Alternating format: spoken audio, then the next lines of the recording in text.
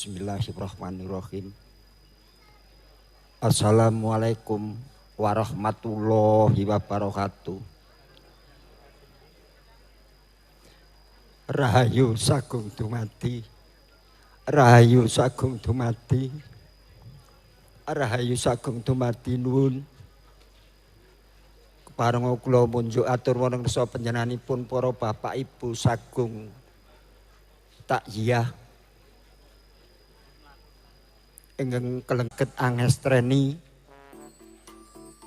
yamargi saking surutipun anak kula Ki Sena Nugroho. Nuwun pangapunten saking kebekeng manah satemangkin kula matur mbok menawi duna tungkap tumpangsuh nyuwun pangapunten minangkani saking panyuwunipun anak kula pun Agnes Widyasmara pinangka garwa saking anak kula Ki Sena Nugroho saha putra Anglir Kinanti putra Pambajeng Mijil Putri ingkang nomer kalih Gading Pawukir putra kakung ingkang nomer 3 Jenar Nyimasayu Mijil Putri saha kula minangkani saking dawuh timbalanipun pepunden kula Kakang Mbok Ayu Yekti Suparman Cermawiyata ingkang kawula supados matur wangsa panjenenganipun para bapak ibu sagung pambila sungkawa estu kulawarga ageng Ki Sena Nugroho ngaturaken sembah nuwun ingkang tanpa upami wonten ngersanipun para bapak ibu pambila sungkawa ingkang kelenggan menika sampun kepareng ambucal wekdal ngrilakaken penggalih kepareng rawuh wonten sasana punika perlu paring pakurmatan ingkang pungkasan dumateng anak kula Ki Sena Nugroho. Kulawarga ageng nyuwun pangapunten mbok menawi anggenipun nanggapi rawuhipun para kadang sumitra kakung saha putri wonten cacar cewetipun wonten kekiranganipun kulawarga ageng wontenipun namung nyuwun agunging samudra pangaksami.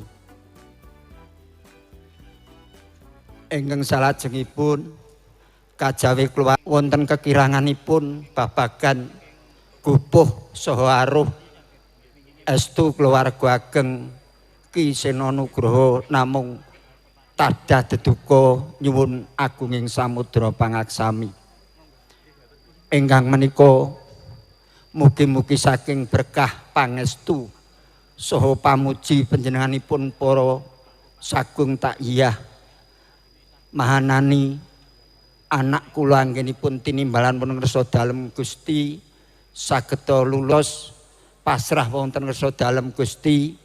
Mugi-mugi sak penggeripun lelayunipun anak kula Sena Nugroho kulawarga sedaya ingkang kula aturaken pinaringana ayem ayem tata titi tentrem sehat lahir batos pinaringan rejeki ingkang lumintu perlu kengking kangge nyekapi kabetahaning bebrayan. Ugi mboten kesupen kulawarga ageng almarhum Ki Sena Nugroho ngaturaken genging panuwun ingkang tanpa upami dumateng ngarsanipun para kulawarga para kulawangsa putri sumrambah taruna saha taruninipun ingkang sampun kepareng paring pambiyantu bot repot ingkang sumandang wonten ngersanipun kulawarga ageng anak kula Ki Sena Nugroho. Mugi-mugi saking ikhlasing penggalih para kulawarga bebrayan ageng ing gayam kakung saha putri sepuh saha anem mugi sageta sinerat wonten ngersa dalem Gusti pikantuk lelintu ingkang langkung nikmat mupangat salajengipun. Ugi mboten kesupen kula mundi dawuh saking keluarga bilih sak sampunipun menika mangke layon dipun rukti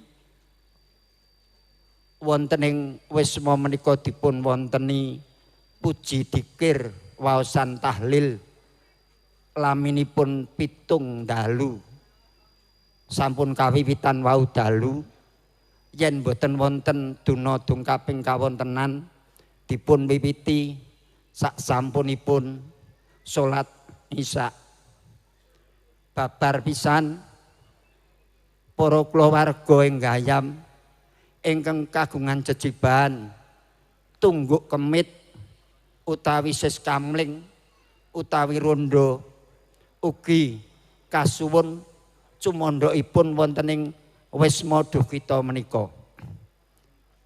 Mekaten ingkang dados dawuh timbalanipun pepunden kula Kakang Mbok Ayu Yekti Suparman Cermawiyata saha anak kula Agnes.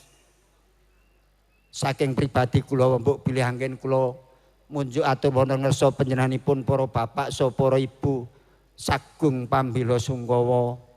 Kula namung manungsa limrah mbok bilih wonten tumpang suh klentah-klentune ngatur galak gangsuling wacana estu pribadi kula nyuwun lumunturing sih samudra pangaksami. Ingkang menika kula cekapaken semanten ingkang dados atur kula mbok bilih wonten kekirangan.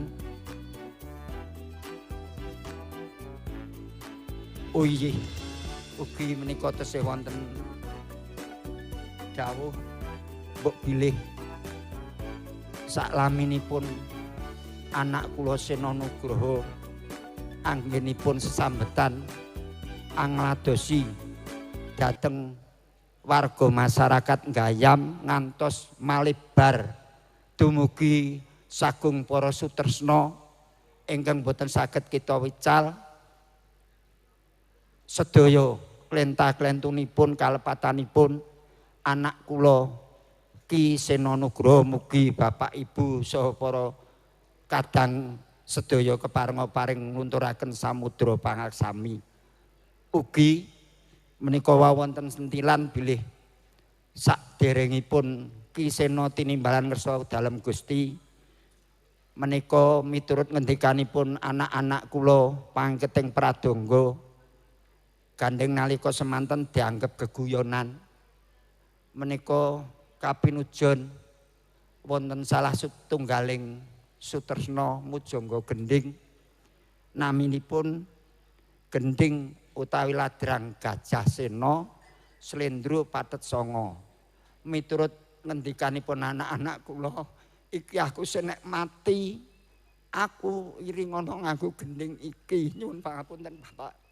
Kula namung sak dermi anglajengaken menapa ingkang dados atur panyuwunipun anak-anak kula pengrawit ingkang menika mboten kedugi sing manah kula cekapaken semanten atur kula pinangka panutuping atur wassalamualaikum warahmatullahi wabarakatuh.